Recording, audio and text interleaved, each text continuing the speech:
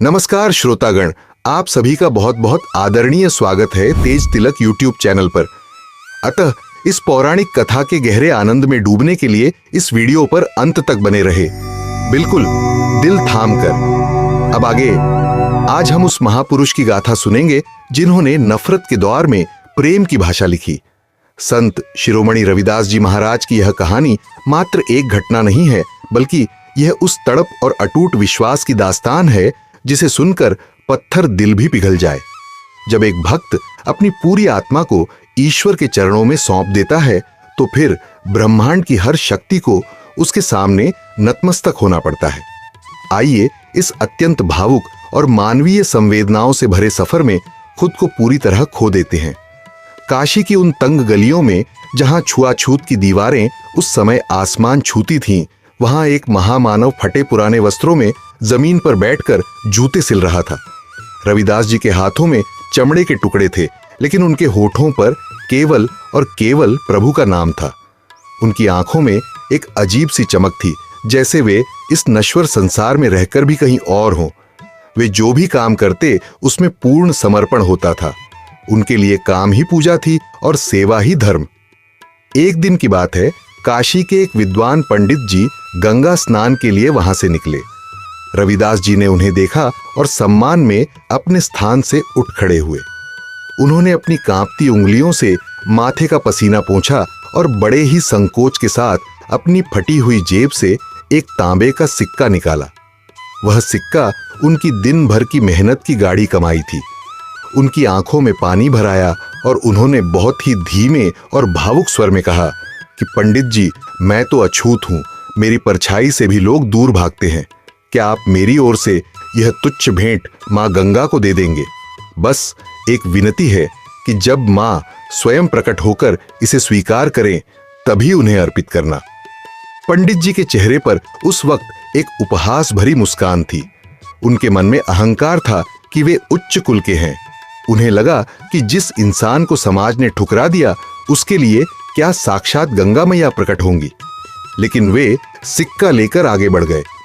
जब पंडित जी गंगा के किनारे पहुंचे और उन्होंने वह सिक्का जल में अर्पित करने के लिए हाथ बढ़ाया तो अचानक वायु का रुख बदल गया।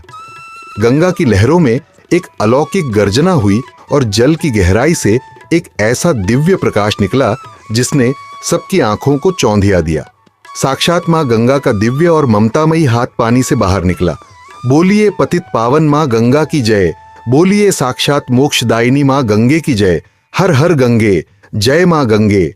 पंडित जी की रूह कांप गई जब उन्होंने देखा कि पूरी सृष्टि की स्वामिनी ने उस गरीब मोची के सिक्के को ऐसे थाम लिया जैसे वह कोई अनमोल रत्न हो। मां ने उस सिक्के के बदले एक दिव्य सोने का कंगन पंडित जी की हथेली पर रख दिया। वह कंगन किसी साधारण धातु का नहीं था, बल्कि एक भक्त के आंसुओं और मां के आशीर्वाद का संगम था। पंडित जी का मन उस कंगन को देखकर डोल गया। लालच ने उनकी आत्मा पर पर्दा डाल दिया। उन्होंने सोचा कि यह तुच्छ मोची इस कंगन का क्या करेगा। उन्होंने वह कंगन रविदास जी को देने के बजाय राजा को सौंप दिया ताकि वे वाहवाही बटोर सकें।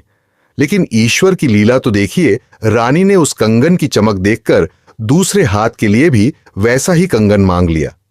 राजा ने पंडित जी को आदेश दिया कि वैसा ही दूसरा कंगन लेकर आएं, वरना उन्हें कठोर दंड दिया जाएगा। अब पंडित जी मौत के मुहाने पर खड़े थे, क्योंकि दूसरा कंगन तो केवल मां गंगा के पास था और मां दोबारा प्रकट नहीं हुई।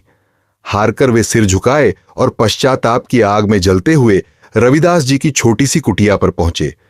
उनकी आंखों में अब वह पुराना अहंकार नहीं था, बल्कि मौत का डर और ग्लानि थी।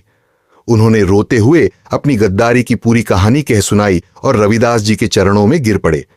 रविदास जी ने न तो उन्हें डांटा और न ही कोई उलाहना दिया। उनके हृदय में केवल करुणा थी।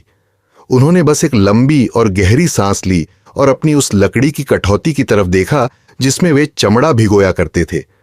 वह पानी गंदा था, लेकिन रविदास जी की भक्ति पवित्र थी। रविदास जी ने अपनी आंखें मूंद लीं और सिसकते हुए पुकारा कि हे मां, यदि मेरी भक्ति में जरा भी सच्चाई है और यदि मेरा हृदय निष्पाप है तो आज अपने इस दीनहीन भक्त की लाज रख लो। उस पल कुटिया के भीतर का पूरा वातावरण बदल गया। उस मटमैले पानी वाली कठौती से दिव्य सुगंध की लहरें उठने लगीं और देखते ही देखते उस साधारण जल के ऊपर वही स्वर्णिम कंगन उभर आया। पंडित जी की आंखों से पश्चाताप की गंगा बहने लगी। तब रविदास जी ने अत्यंत करुणा भरे स्वर में वह ऐतिहासिक वाक्य कहा कि मन चंगा तो कठौती में गंगा। इसका अर्थ यही है दोस्तों कि परमात्मा को पाने के लिए हमें बाहरी आडंबरों की जरूरत नहीं है। यदि आपके हृदय में करुणा है और आपके कर्मों में ईमानदारी है तो वह ईश्वर आपके छोटे से घर में भी साक्षात प्रकट हो जाएगा। संत रविदास जी का जीवन हमें यही संदेश देता है कि प्रेम ही सबसे बड़ा धर्म है। आशा है कि संत रविदास जी की यह गाथा आपके हृदय को छू गई होगी। अगर आप ऐसी ही और भी प्रेरणादायक कहानियां सुनना चाहते हैं तो तेज तिलक चैनल को सब्सक्राइब करें और इस वीडियो को शेयर करके इस संदेश को हर घर तक पहुंचाएं।